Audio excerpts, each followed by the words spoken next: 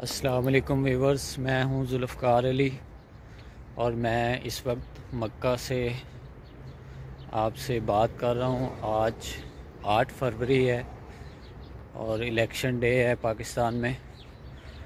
तो मैं अपने सब देखने सुनने वालों से दरख्वास्त करूंगा कि वो आज अपने वोट को लाजमी कास्ट करें और अच्छे लोगों को अपना नुमाइंदा बनाएं, जो आपको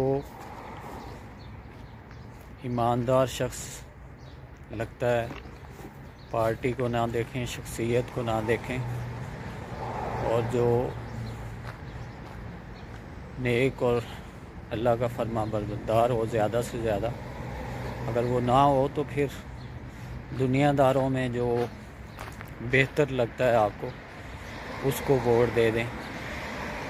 लेकिन वोट लाजमी कास्ट करें, घर में न रहें, जाकर वोट लाजमी दें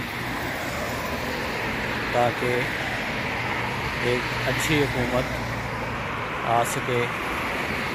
और उम्मीद है इंशाअल्लाह आज जुमेरात का दिन है, इस मुबारक दिन में जो वोट हो रहे हैं, आगे जुमे वाले दिन इंशाअल्लाह इसकी अनाउंसमेंट होगी।